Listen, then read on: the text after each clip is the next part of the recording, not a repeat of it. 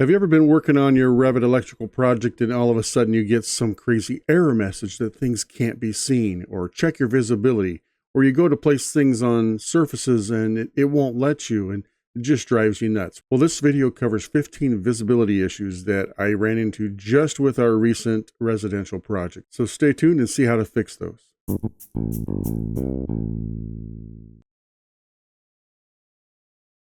Another thing I'd like to do now is get some room names into these room tags like we did in our power plans. So power floor plan, for example, here, we had these room tags.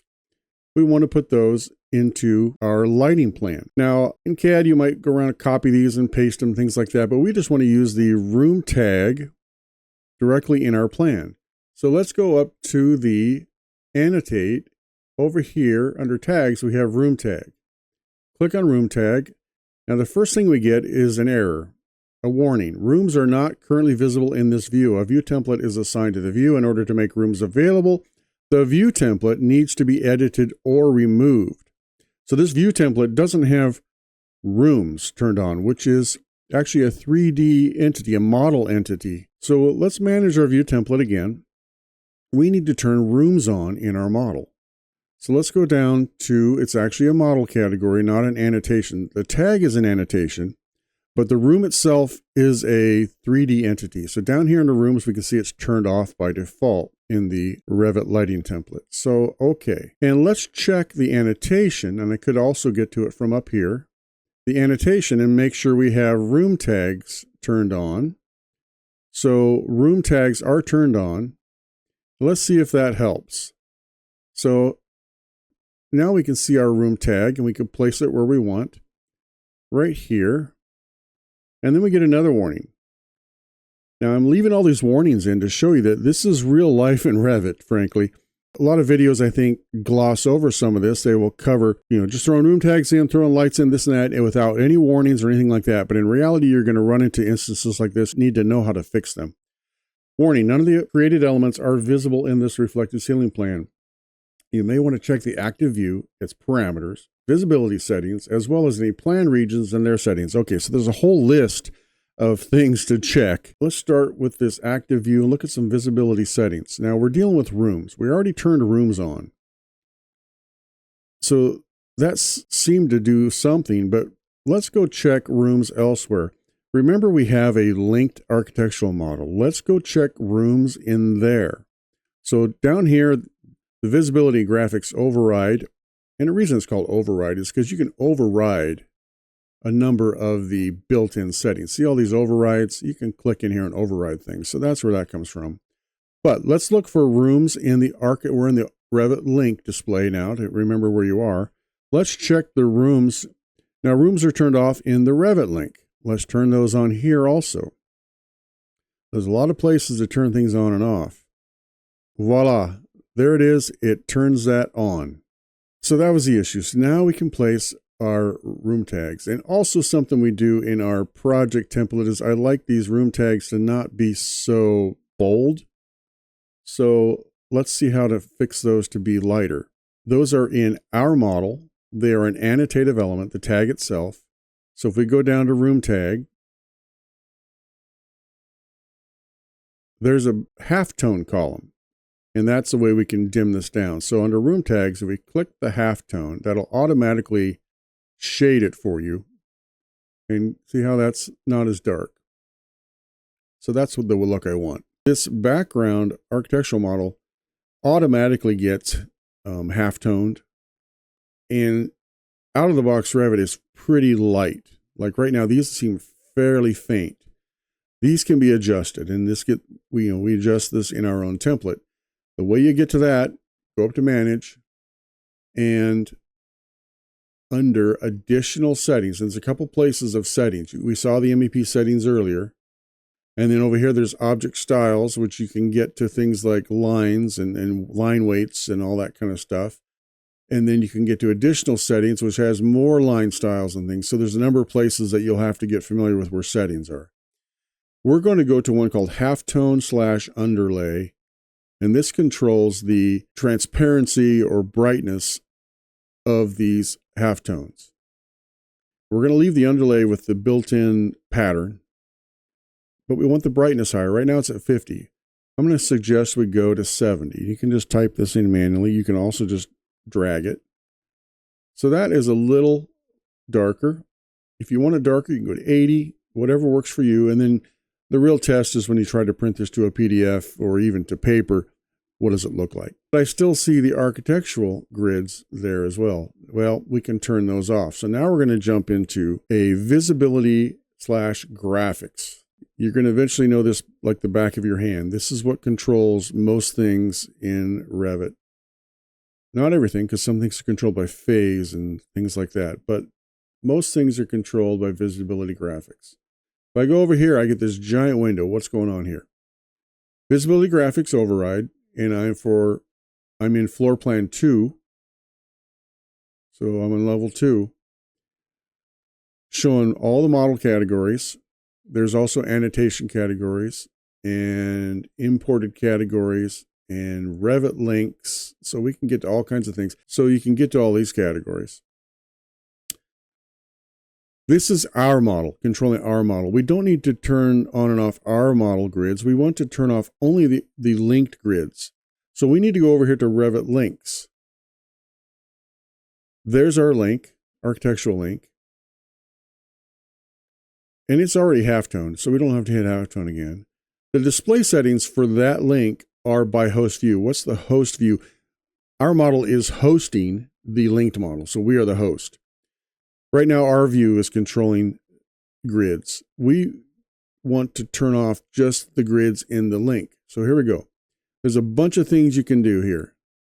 Like I mentioned, there's phase filters, detail levels, all this kind of stuff. We want to go to custom. And then we want to custom the annotation, and grids are annotations. So we want to customize the annotation view. Again, we need to go to custom because there's so many different things you can do here. There's a few levels. Now we are looking at, reminds you that we're in the Revit link display, not our model. We're in the link, and we're going to turn off grids. So go down here, you see all the different categories of annotations. Tags. There's all different kind of tags. Right here, grids. We can uncheck grids and say, okay. Now the architectural model grids are off, and all we see left are our grids. I plan to put in some room names. Now, how do we get room names into this thing? We don't want to just type text if we don't have to. We'd like to use the built-in room tag tool in Revit. So up here under annotate, we go to room tag. This may seem like a very straightforward, simple thing to do, but sometimes you'll run into roadblocks, and I'm glad we will on this one so we can show you how to deal with them. Nothing like the simplest things driving you nuts. So here we go. Room tag. First of all, rooms are not currently visible in this view. A view template is assigned to the view. In order to make rooms available, the view template needs to be edited or removed. So by default, our view template did not have rooms turned on, which are a physical entity in Revit. So we need to manage our template and get those rooms turned on. And they mean in our model. So we're going to go to our model here, not the Revit link. Our model, edit that. And we're going to go down to, it's actually a model category. It's a 3D piece down here under rooms. And we can see that rooms is not turned on. We're going to enable rooms. Okay. There. Now we have rooms enabled. Now we go to room tag, and I'm hovering over things. Now, I've already gone back and checked the architectural model, the original model, and found out that they indeed have rooms set up in this project. So we should be getting some kind of an indication that there's a room. So there's another thing going on. Other things you can check, and this is, again, I'm glad this happened so we can review this. Other things you can check are to make sure, and we can't do it there, we have to do it in our view template, make sure that room tags are also enabled. That's the annotation portion of the room tag. Down here, make sure that room tags are enabled. We're good there in our model. Let's go to the Revit link.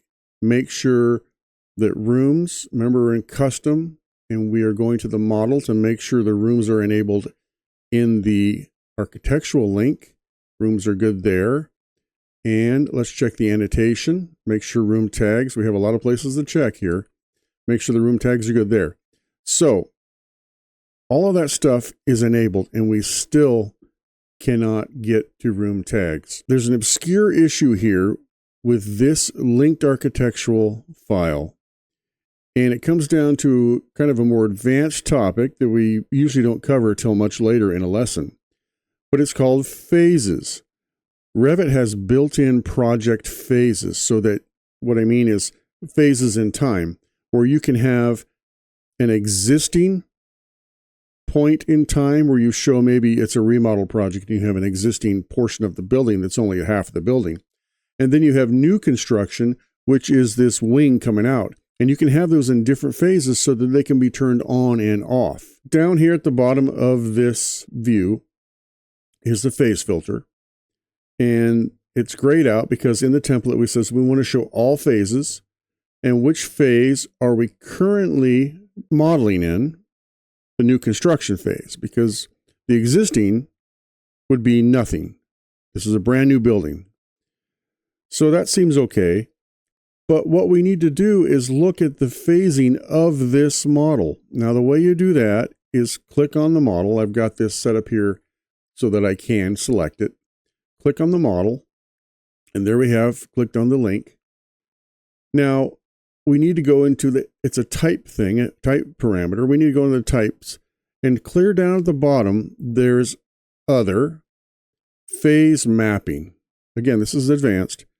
Go into the phase mapping. Now, if you had a project where you had a remodel and there was an existing phase and a new phase, and maybe there was a phase 2, phase 3, you would need to map our model to match the architect's model.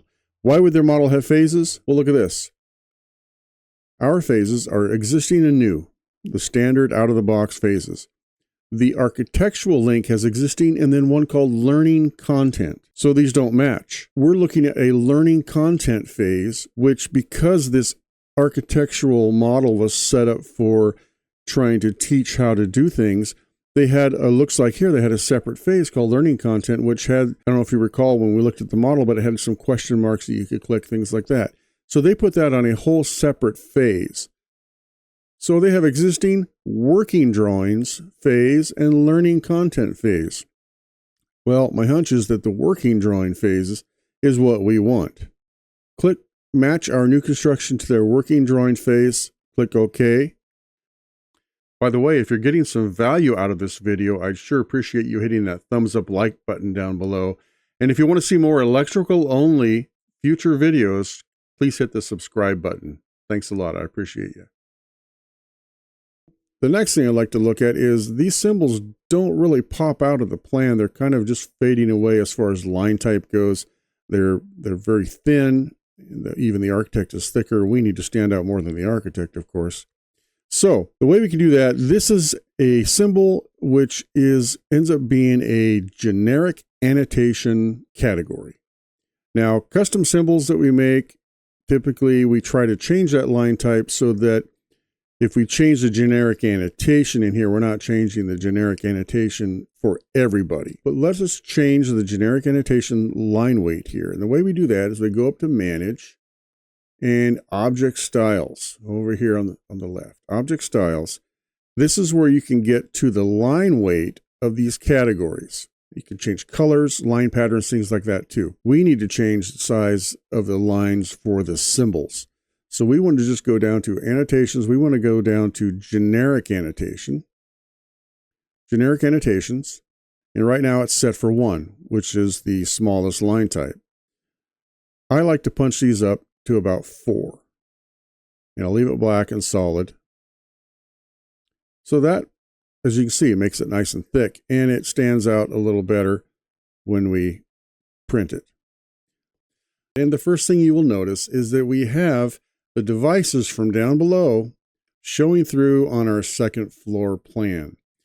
This will happen once in a while on a project, and you'll have to deal with what's called the view range.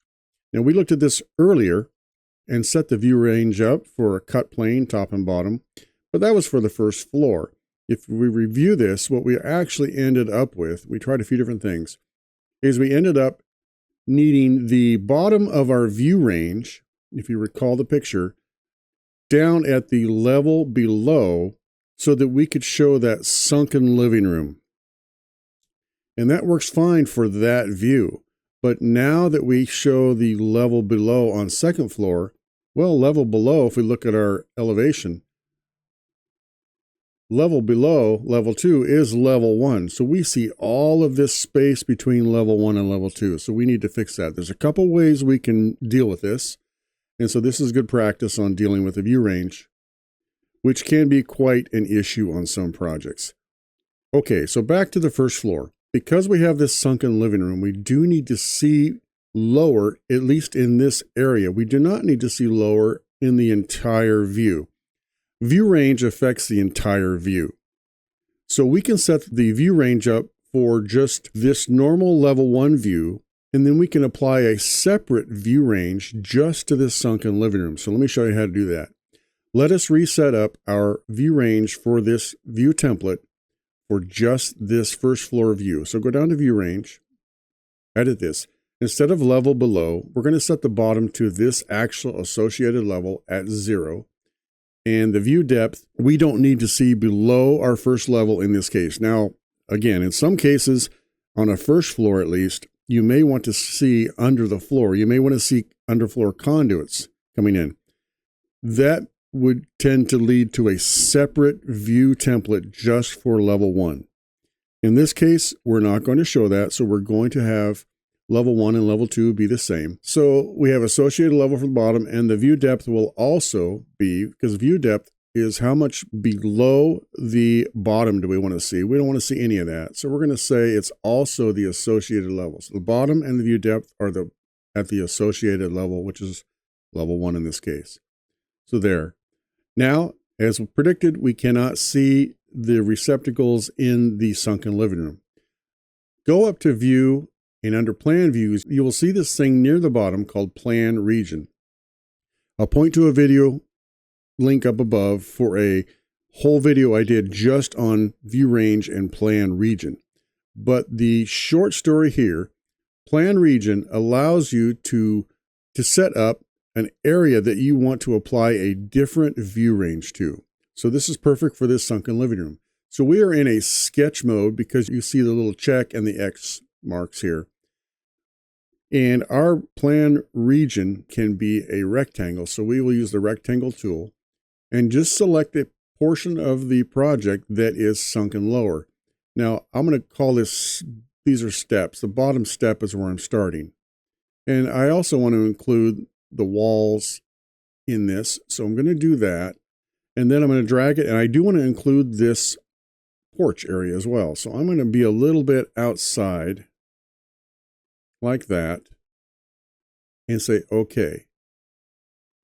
Now I could have set up the view range there, but let's go back and we can get to this. It's a dash line. Over here, you'll see it has its own view range. Edit that. And this is where now we can set up just this plan region to have a different lower level. So instead of saying just level below, we get absolute levels. We want to select level 1 living room as the bottom of our range and the view depth as well. And those are all no offset to those. Hit OK. And now our symbols show back up because this view range is set up differently. So that is a very common way to apply a different view range to different areas of your project. You may encounter a school, for example, that has a gymnasium that's very high compared to some classrooms next to it. You can use the plan region to increase the height of that view range to show your lights up at the top of the gym. So that's a very common technique, and it doesn't mess with our actual view template. Now we can see the second floor, which has that view template applied, is correctly showing nothing below. So we fixed those problems, and the receptacles disappeared. Well, let us figure out what happened here. They worked fine before we added that extrusion. There's one here. What is this? Let's look at this one. Over here, it's on level 2 at 0, 0. So we are seeing the level 2 receptacle, floor box, while we're in level 1. Well, first of all, that issue will be a view range issue because, as you recall, this floor box is an extrusion now that sticks down below the floor. What is our view range set up in this view? Under the view template. So let's go look at view range. And the bottom is our associated level at 0 offset. And the top is the level above at 0 offset. If the floor box above is mounted to level 2, it protrudes down in below level 2 by 5 or 6 inches. So that's why it is visible. We need to lower the top of our range to eliminate seeing the floor box. So we'll need to come down, I would say about 6 inches. So minus 6 inches. Apply that. And that is often needed, as we find out. And there we go. Now we do not see level 2. That fixes that issue. But we still can't see our floor boxes. We can investigate this a number of ways. Is it a view range issue? Did we mess up the family? What's going on? We can look at view range as an issue, but we didn't change where that symbol is. We didn't really change anything that should affect it, but let's just play around with that. So let's go into our view range again. And let's look at the view range, the bottom of our view range. We are at the associated with 0. We know this box goes down below the floor. It appears that it got mounted to the right level because level 2 was there. Let's reduce the bottom of our floor. Let's go minus 1 inch, say apply. Okay. Now they showed up. Well, why is that? We had to go below the floor to see them. Well, what it turns out to be is that the extrusion starts at 0 and goes down below the floor. So the view range doesn't see the extrusion exactly at the level, even though the top of our extrusion is right at the level. So in effect, adding an extrusion to this family has changed its visibility properties from when it was just a symbol. It's a very obscure issue that I frankly have never run into before. So let's go back into our editor, edit family, and go to our front view. As you recall, this extrusion only goes up to the reference level, and we need to pop that up just above the reference level so that it can be seen, this extrusion can be seen within our view range that we set up. So just, again, adding an extrusion to this symbol made it behave differently in Revit. Simply moving that up above the floor will make it visible. So load into the project. We don't want to save it. Let's just overwrite the existing. Now, if we set our view range back to exactly at floor level, bottom associated level with 0 offset, apply, we should still be able to see our floor boxes. And there we go. So we just had to pop that extrusion up just up into our space a little bit. That's those. Now the other fixtures that we know of are these track lights. Now these are the architect's track lights. We need to bring our track lights in. So let us see what we can do about that. So down here with our track, open that up. Let's see if we can use this. Or just left click it, hold it, drag it in, and let go. And I'm going to place it on a ceiling in here. Now let's see. I'm getting the do not enter sign. Means I can't find a ceiling. Can't find a ceiling. Now, this is another huge issue that you run into working as a lighting designer in an architectural model. Why can't I see this ceiling? Wait, I see it up here. Okay, I can see it there, but I see that? I cross over. There's something in the way. I just saw it in here a minute ago. There it is. So I can see it some places and other places I can't. So this one drove me nuts for a long time when I was a beginner. And so let me show you what's going on here. I can do it down here. I can't do it here. So something's in the way of our ceiling. I looked around at different view settings. I looked at, is there furniture in the way? What's going on? I'll tell you what I learned. I'm going to put this right at the edge where it lets me, right there. So that tip. I'll show you what's going on here. Associated with lights, and let me just edit this light to show you. Associated with a light edit this family, is this big cone looking thing coming out of the track light. So it says edit family, but it will not let us edit this family. Again, this is a vendor created family and it won't let us edit it. But what's going on is this cone is called a light source. It is actually a 3D entity. So when it's brought into our model, it thinks it's part of the light fixture. So we go to this model here. Let's turn on the light source category. So go here and it's in our link. It's our linked model, custom, model categories. Go down to lighting fixtures. And under lighting fixtures, you see light source. It's off by default. Turn that on.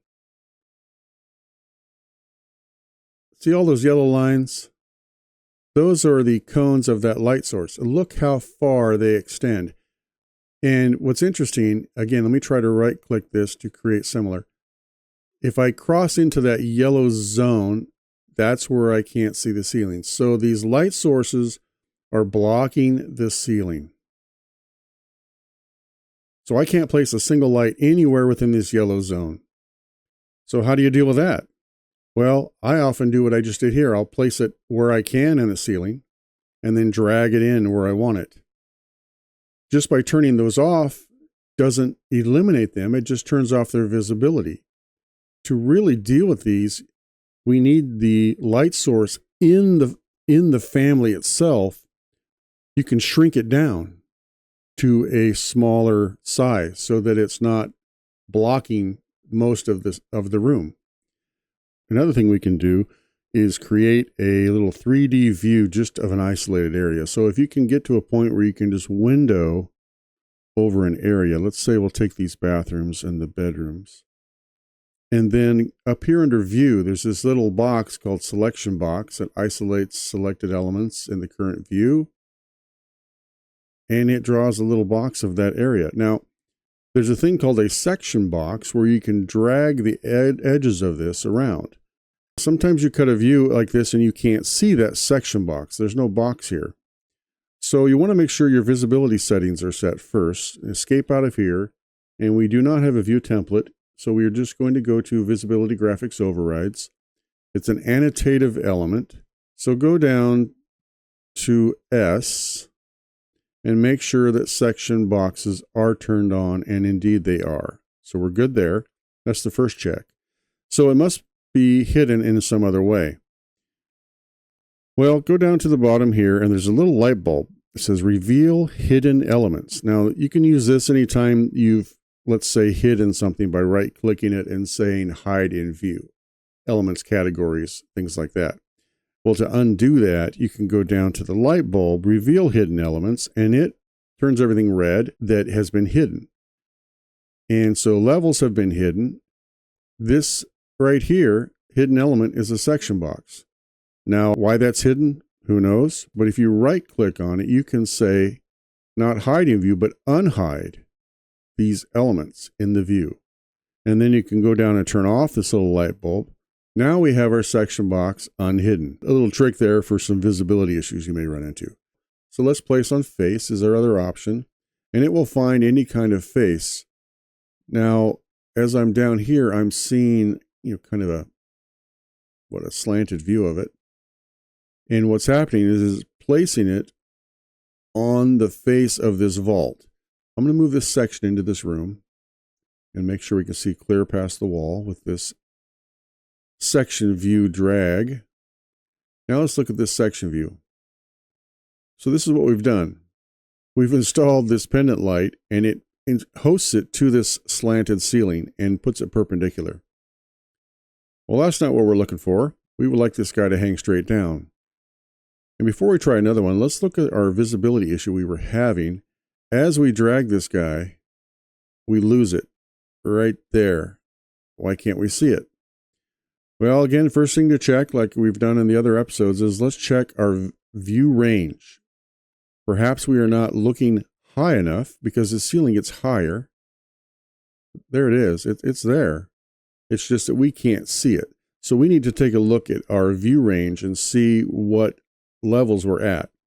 And again, remember this architectural model comes in metric, and we have it set up for imperial, so we can use either of these. But let's see what our view range is set up at. Escape out of here. So we need to go to our floor plan and look at the view range of this floor plan.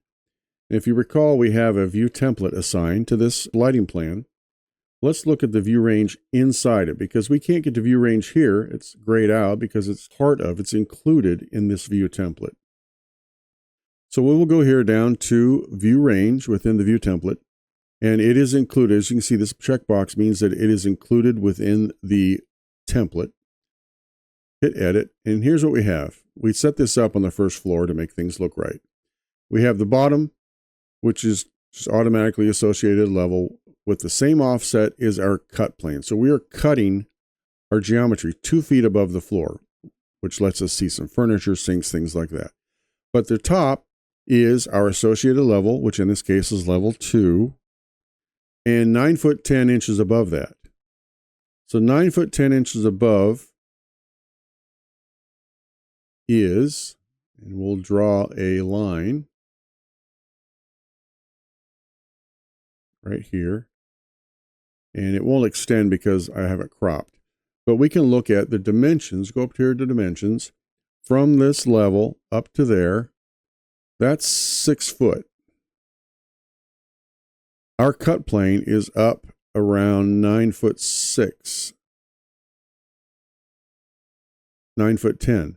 So actually our cut plane is at this roof line. So if a light fixture doesn't extend below this top end of our view range, we won't see it. So again, we don't see it until we drag a piece of it, just touching or extending, let's see if we see it now, below this line. There we go. So that's how visibility is determined with this view range. And I have a video all about view range and that I'll point to up above if you want to check it out in more detail. But what we need to do is fix our view range so we can see clear up to the peak and beyond. So let's go back here and fix that view range. Now, if we fix the view range here in this template, it will change that same view range in our first floor. So this is an instance, and it happens quite often, where different floors, different levels, different floors have different needs for view range. So you'll find yourself possibly creating separate templates for different floors. And a lot of times on a commercial building, the first floor may be extra tall, and the rest of the floors 2 through 5, for example, would be the same. So you can have one template for first level, first floor, and a separate template for 2 through 5. The other thing you can do when you only have 2 floors and you don't need a bunch of templates is you can just disconnect the view range from the template. So go back to the template, and again, this include, and that's how I will do it for this project as an example. There's multiple ways to do things. In this case, because I only have 2 levels, I'm just going to disconnect the view range from the view template. I do that, now I can get to my view range independently of the view template from here. So that way, I'm not messing with the view range that's on my first level. It is disconnected also, but it stays the way it was before I disconnected it. The other thing I would like to do for some cleanup is that underlay issue. Like right here, you can see that the light fixture here is obscured by the graphics of the sink. Let's go back to our lighting template. And this is good practice to get in and out of here, because this is something you will do quite often. It's good practice to get in here. Hit this underlay and say OK, and let's see what happens to the graphics. Now you can see that our light graphics ends up being placed on top of the graphics for the sink. And this is independent of the dashed status now. So it really helps your electrical items pop out, I think, from the background. What we can actually do is, if you have a PDF plan, and sometimes you'll have a CAD plan of the site, or even a PDF, maybe from a civil engineer or your architect, you can actually bring this PDF in and underlay it into your project and draw on top of it and use it, again, as an underlay for drawing things, and then you can get rid of it when you're done. Some people will actually leave a PDF in the plan if they need it, if we don't have sufficient other information like a CAD plan. So let's see how to get this PDF in. So let's go ahead and up here in the Insert tab up here, where you can link in Revits and CADs. Well, you can also link a PDF. So hit Link PDF, and then get to your folder where it is. And we have this one called the Basic Sample Project PDF, and open that.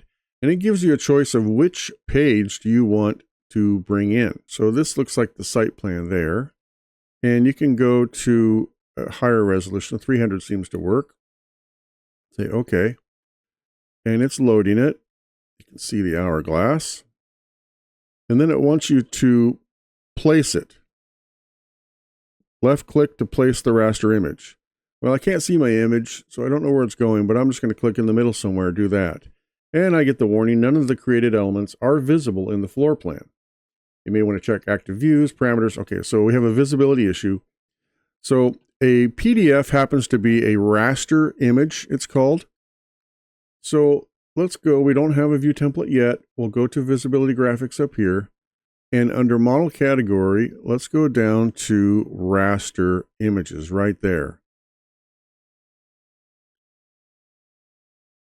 Click on that, and there is our site plan. This is probably the time where we can deal with our filter to control visibility of our site. First of all, there's a couple different ways we can deal with visibility, and one common way, and I have some older videos that show this, is to use the work sets that are associated with a work shared project. In those, you would go up to your Collaborate tab, and under here you see work sets. And work sets are just a way that Revit groups things into separate groups other than the categories that we usually use. And so that things can be turned on and off visibly, and kind of almost like it helps the performance of a model, but also because multiple people are using it, different users will check out different work sets to be editable, and the other people can't change something that you've checked out. It gives you 2 work sets to begin with. But you can create additional work sets, and then you can use those for visibility if you want to turn things on and off. There's arguments out there all over the place about which way to go, work sets or not. Again, we used to use work sets. They kind of are cumbersome because every piece of the model you put in has to be put on the proper work set. And this gets back into the CAD days of layering, when things weren't on the proper layers. One nice benefit of Revit, I think, is that it automatically categorizes what you put in so that every receptacle you throw in is in the same category as electrical devices or electrical fixtures. Anyway, so that being said, we're going to use filters for this one. And filters take a little bit of getting used to because it's kind of almost a reverse logic, and I'll show you what I mean. So the general idea is we're going to create a filter for this view that controls what shows up and what doesn't in certain categories. And that filter is going to relate to some parameter that's in the device. So for example, let's just create a basic filter. The filter is going to further separate the categories into subcategories. So I can just turn the electrical equipment off with my visibility graphics override. If I just turn electrical equipment off, it turns it off. And if I turn electrical fixtures off, then I won't see all these receptacles. So there. Problem is, I do want some of these to show. So how do I decide which ones show, which ones don't, when everything is in one category? We need to apply a parameter to each. In this case, let's apply a parameter to the fewer items that I want to show. I only have a few items on the site that I want to show, so I'm going to apply a parameter to those. So let's undo those 2 visibilities so I can get to it. And so let's look at how the filter works. So again, in here, one tab we haven't really looked at is this filter tab. So every view has not only model and annotation control, links, and work sets, you can also hit filters. Now in here, there's already some filters set up for this view out of the box. And they have some, it looks like it's for plumbing. They have domestic, sanitary, vent. Well, we can remove all of these because we are not worried about plumbing in this project. So what this does is you can put a name of a filter and you enable it, and visibility and all these different things you can override. We're going to add a filter, but what do we have for filters? These are names. General lighting, general power. We have some filters pre-made. We need to make our own filter for the site. So down here we need to add a new filter. And we can call it something. So right here we go down to new, create a new, and we're going to call it site. And we know it's electrical because we have an electrical model. So we'll just say site. Now we need to define the rules. Select one or more categories to be included in the filter. So I'm going to include electrical equipment and electrical fixtures that I want to control. So I have those two checked, and then it says all the selected, which means all of these selected. There's an AND rule. AND rules must be true. You have different kinds of logic. You can do an AND logic or logic. So I'm going to do an AND. So you'll see what I'm doing here. All selected. Now this gives me a chance to which parameter within these families do I want to check? Well, it says a number of different ones. There's none of them that are called filter. So what I need to do is repurpose one of these parameters that are within my families to check. Now I could go keynote. What I've decided to do is I never really use model. If I'm going to put a note even on a light fixture, I may put it under manufacturer, but I don't usually put model using that. Now you can use some of these others, but I like to use model. And so model, and then I can set up the rules. If it does not equal site,